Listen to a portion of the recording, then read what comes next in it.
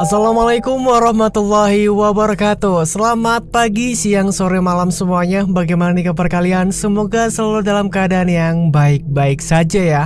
Seperti biasa di video kali ini kita akan melanjutkan dari video kemarin. Ini Shopee kenapa bunyi? Seperti biasa di video kali ini kita akan melanjutkan dari video kemarin ya, yang sekarang sudah sampai di part 2-nya nih. Nah, buat kalian nih yang baru nemu video ini, yang belum menonton di part sebelumnya, saya sarankan untuk terlebih dahulu menonton di part sebelumnya ya, biar kalian tuh paham akan alur cerita di part kali ini. Masih dengan judul yang sama ya, Aksara Jiwa dari Mas Balakarsa. Dan buat kalian nih yang sudah nggak sabar untuk menunggu kelanjutan ceritanya, dan hari inilah yang kalian tunggu-tunggu, kita akan melanjutkan ceritanya lagi nih. Gimana? Sudah siap semuanya? Kalau sudah, kita langsung aja masuk ke dalam ceritanya.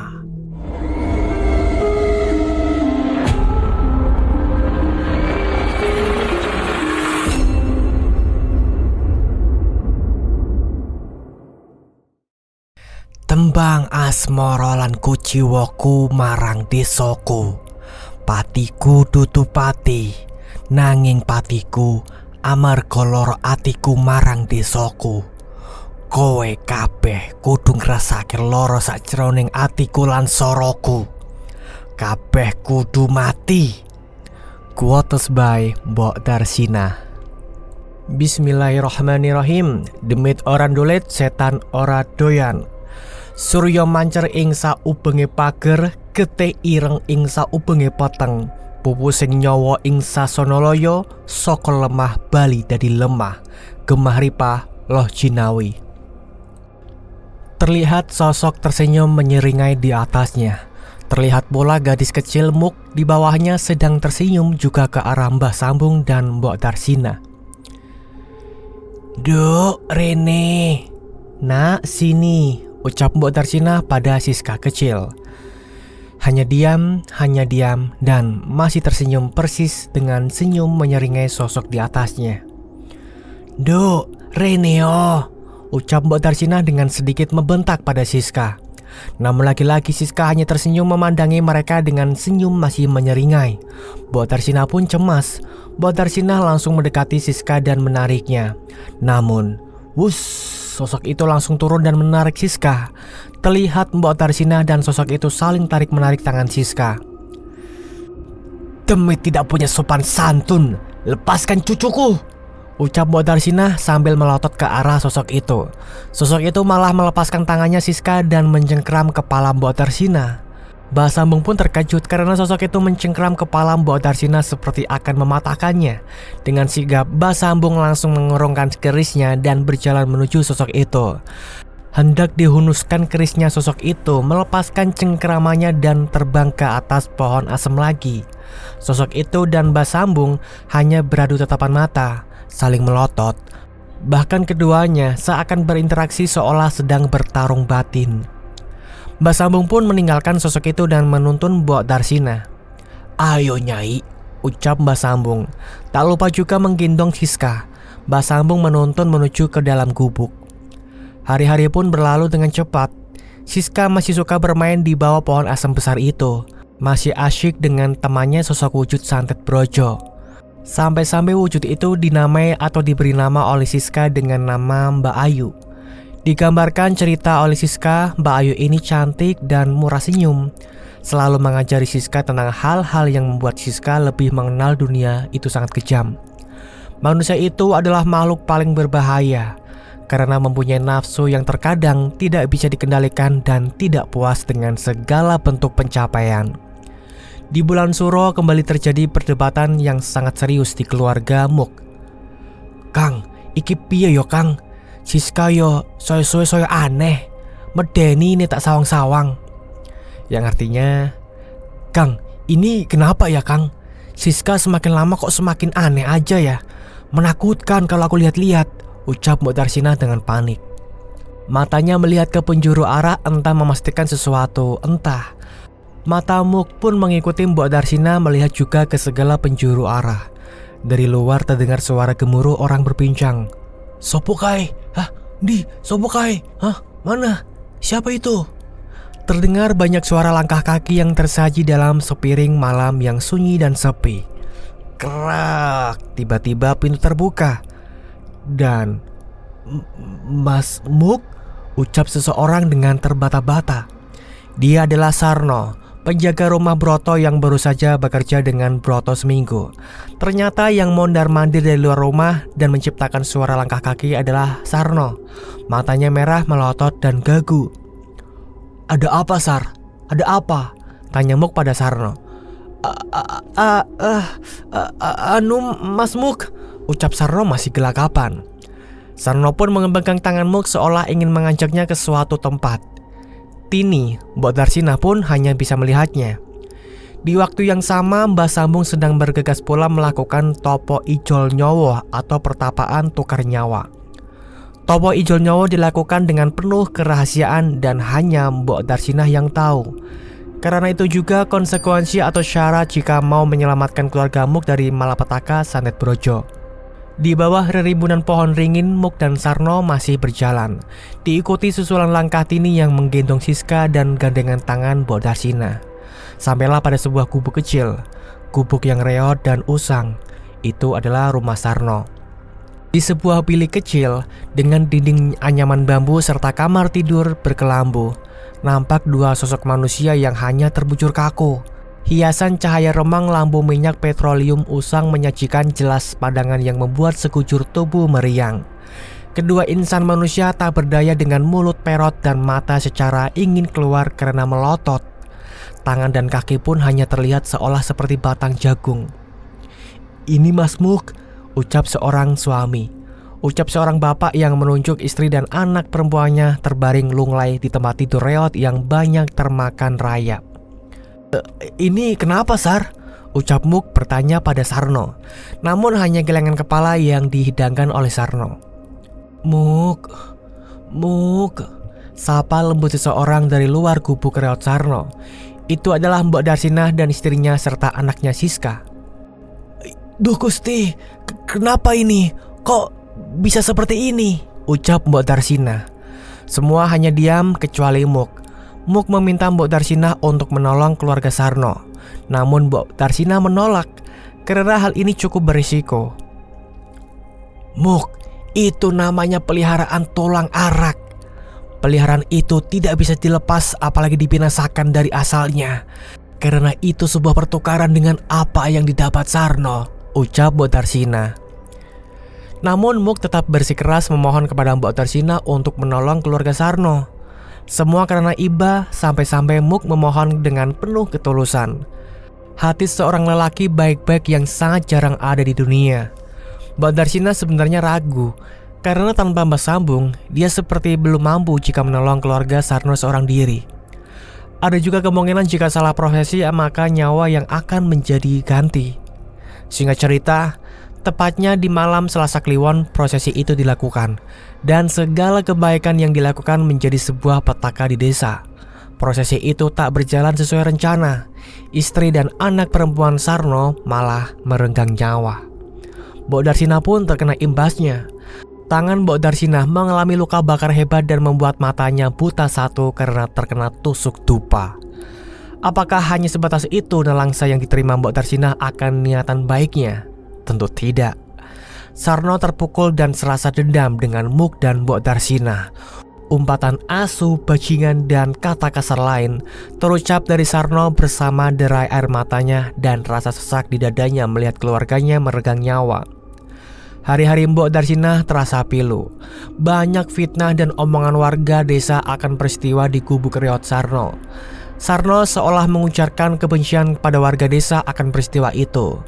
Di sudut lain, terlihat Broto tertawa lepas melihat kemalangan hidup Mbok Darsina. Para orang tua desa pun enggan lagi memakai jasa dukun beranak Mbok Darsina dan enggan pula menitipkan anaknya pada Mbok Darsina. Hanya keluarga Muk dan Tini saja yang masih baik dengan Mbok Darsina dan tetap menitipkan Siska pada Mbok Darsina untuk diasuh. Para orang tua desa mungkin merasa jijik dengan penampilan baru Mbok Darsina. Wanita tua dengan satu mata buta dan tangan yang seolah hitam mengerikan. Nelangsa dan duka harus diterima oleh wanita tua dengan hati malaikat itu. Cacian dan makian adalah sarapan dan makan malam setiap hari wanita tua ini. Manusia memang serupa iblis jika sudah termakan ucapan dan ujaran kebencian. Apakah salah? Pada kenyataannya, memang negeri ini gampang sekali diujari oleh penyakit hati. Sore yang biasa, Mbok Darsinah sedang asyik bermain bersama di bawah pohon asem. Tawa canda keduanya serasa memecah halara dan nelangsa Mbok Darsinah. Tiba-tiba, banyak anak-anak yang melihat keseruan Mbok Darsinah dan Siska. Bukan ingin bergabung bermain bersama, namun malah melempari Siska dan Mbok Darsinah dengan batu sambil berteriak, "Orang gila, orang gila!" Salah satu lemparan dari anak-anak itu mengenai kepala Siska. Terlihat kepala Siska sampai berdarah. Sontak membuat Mbok Darsinah marah. Diambilnya sapu lidi dan menghampiri anak-anak itu. Semua anak-anak berlarian dan berhamburan. Anak-anak itu berlari menuju ke arah kebun bambu samping pohon asem. Naas, salah satu terjungkal dan terdengar suara dari kebun bambu itu. Anak-anak lain masih berlarian. Terlihat sebuah kejadian yang membuat ngilu dan ngeri. Tersungkur seorang bocah laki-laki di bekas potongan bambu. Kepalanya tertancap bekas potongan bambu dan perutnya pun bolong ditembus runcingnya bekas potongan bambu. Darah mengalir berbau amis di bekas potongan bambu itu. Bocah itu pun kejang-kejang menghadapi sakratul mautnya. Mbok Darsinah hanya bisa menatap dan menyaksikan bocah lelaki kecil itu sebelum ajal menjemput bocah lelaki kecil itu. Lalu dengan memberanikan diri, Mbok Darsinah mendekati dan mencoba membalik posisi bocah itu serta menariknya dari bekas potongan bambu yang menguning namun sekarang berubah menjadi merah pekat. Ya Tuhan, orang tua mana yang takkan meneteskan air mata? Bocah kecil itu terlihat sangat mengenaskan. Kedua matanya copot dan perutnya bolong. Mbok Darsinah pun membaringkannya dan mencari daun pisang yang ditunjukkan untuk menutupi jasad bocah kecil itu. Namun, dari kejauhan nampak Sarno melihat semua itu dan berteriak pada Mbok Darsinah yang masih menutupi jasad bocah kecil itu. Tak disangka, Sarno langsung mendorong Mbok Darsinah dan memakinya serta menyumpahinya. Dengan amarah, Sarno membuka daun pisang itu. Sarno menangis, Sarno marah dan murka. Langsung Sarno berkata, Alana, aku tidak terima. Akan aku balas kematianmu." Sarno membopong jasad bocah kecil itu dan ternyata itu adalah keponakannya Sarno. Dendam kian mendalam di hati Sarno. Entah iblis apa, namun hati Sarno sudah menjadi durjana. Malapetaka desa akan tercipta dan semua hanya akan menunggu ajal saja. Tak ada yang bisa selamat, bahkan doa pun akan terasa sia-sia. Di malam itu seperti biasa, Mbok Darsinah masih asyik bercanda dengan Siska. Siska mungkin hanya anak kecil, namun Siska mempunyai pikiran yang malah dewasa dan lebih manusiawi dari warga desa. Ada sebuah kata yang mungkin membuat Mbok Darsinah sampai bercucuran air mata. "Mbok, kenapa sih orang-orang desa pada jahat dengan Simbok? Padahal kan Simbok kan suka menolong orang-orang desa. Apa rasa kemanusiaan di desa ini sudah mati ya, Mbok?" Ucap Siska yang masih kecil sekali. Namun kata itu begitu dalam jika dirasakan dengan penuh empati. Mbok Darsinah hanya tersenyum dan menahan air matanya meski tak ayal ditahan pun masih jua menetes di matanya. "Tidak kok nak, orang desa itu sepertinya sedang terkena permasalahan. Mungkin. Ya jadi begitu," jawab Mbok Darsinah seraya masih mengelus kepala Siska yang ada di pangkuannya. "Lah, ibu dan bapak di mana sih, Mbok? Kok sampai waktu malam gini belum juga kesini?" "Ya paling bapak dan ibumu sedang repot nak. Ditunggu dulu sebentar ya. Sekarang gendut tidur saja. Nanti pas bangun bapak dan ibumu pasti sudah datang." "Iya Mbok," ucap Siska dalam dekap hangat kasih Mbok Darsinah. Tembang pengantar tidur Jawa dinyanyikan oleh Mbok Darsinah. Tapi di luar rumah ternyata sudah ada Tini yang mendengarkan semua percakapan anak gadis kecilnya dan Mbok Darsinah. Nampak Tini juga iba dan menangis akan nasib Mbok Darsinah. Namun di pohon asem itu Tini seolah merasakan sesuatu. Ada senyum menyeringai tepat di atas pohon asem itu. Tini pun langsung masuk ke dalam rumah Mbok Darsinah karena ketakutan.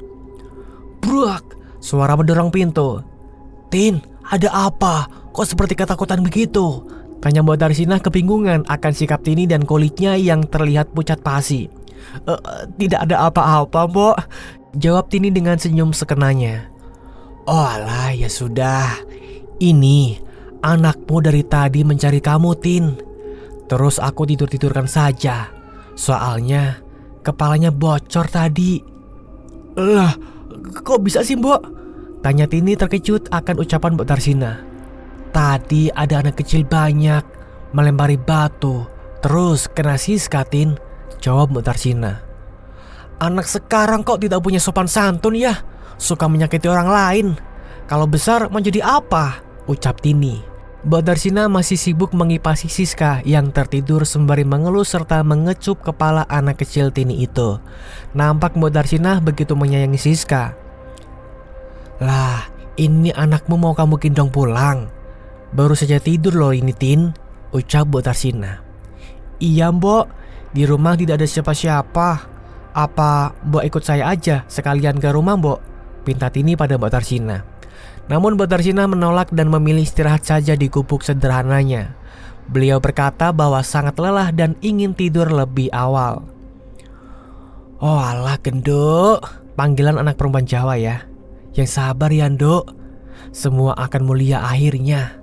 Akan kujaga kamu sampai datang kematianku, Nduk," ucap Mbok Darsinah begitu tulus sambil mengucup kening serta mengelus kepala Siska.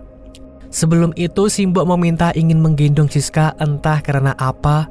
Terlihat tetesan air mata dari kedua bola mata wanita itu. Tini pun mengalungkan jarik atau selendang pada badannya dan menggendong buah hatinya. Tini pun izin pamit pulang kepada Mbok Darsinah karena memang sudah menjelang malam. Setapak demi setapak hanya ditemani penerangan obor. Tapi tung tung tung tung, terdengar suara kentongan begitu nyaring. Tini mendengar banyak orang menyambangi pos kamling. Nampak ramai dan geram, terlihat raut semua orang di situ. "Ayo Parani saja, ayo datangi, ayo, bruk."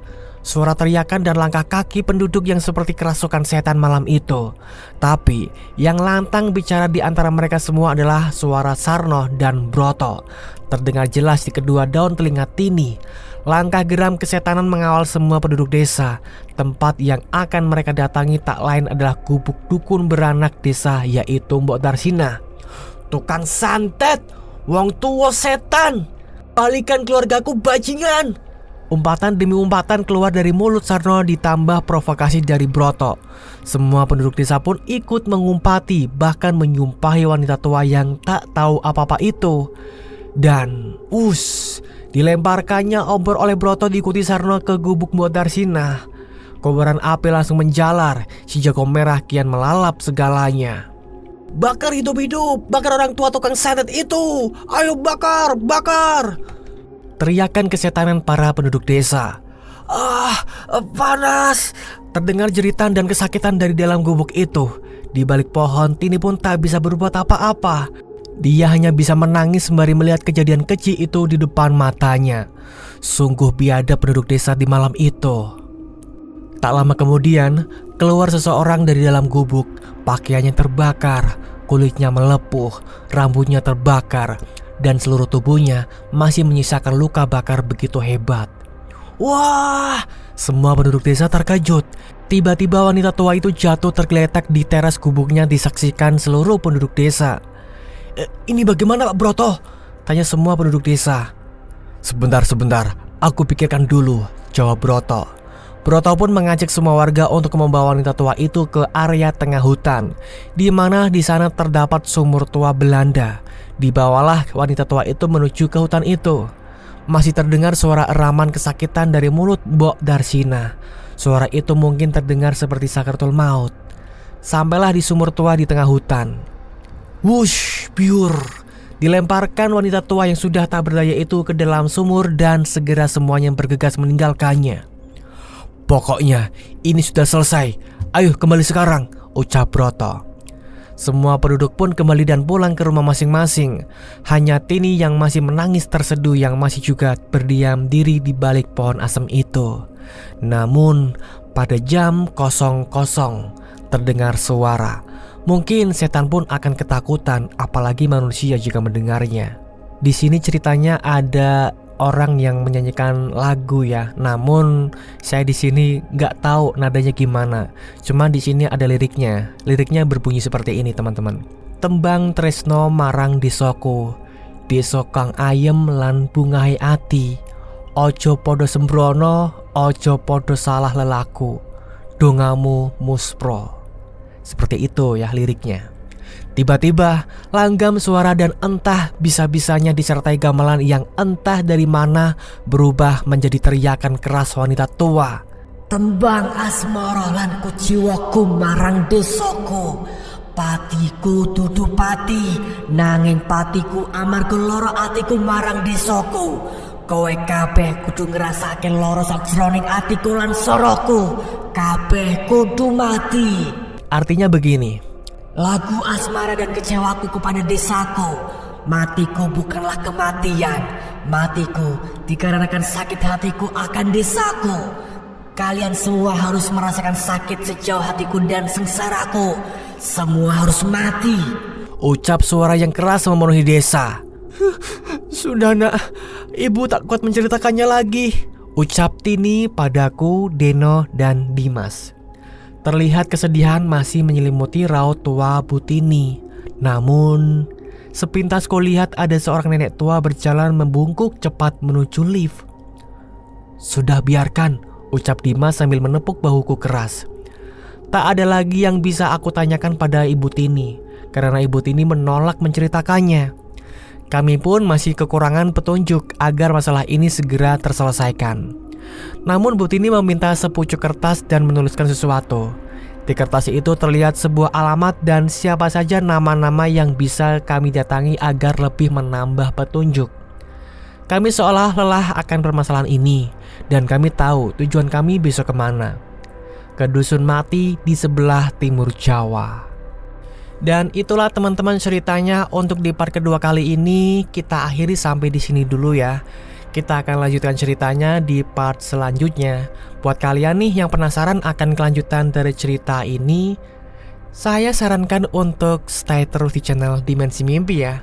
Biar kalian tuh gak nanggung gitu pengetahuannya ya. Biar kalian bisa mendengarkan cerita ini sampai rampung ya. Amin. Dan buat kalian nih yang suka channel ini, yang baru datang nih ya, yang suka videonya, yang suka channel ini, sudilah kiranya untuk memencet tombol subscribe yang warna merah itu. Dan tak lupa pula untuk menyalakan loncengnya agar kalian tidak ketinggalan video terbaru dari channel Dimensi Mimpi. Terima kasih buat semuanya yang sudah mendengarkan cerita ini tanpa skip, tanpa dilompat-lompati ya. Semoga kalian semua menikmati ceritanya dan paham akan alur ceritanya. Oke, seperti itu aja. Kita akan lanjutkan di video berikutnya. Untuk sekarang seperti biasa, saya di sini pamit undur diri dulu. Terima kasih semuanya. Wassalamualaikum warahmatullahi wabarakatuh. Ingat ya, hidup hanyalah ilusi.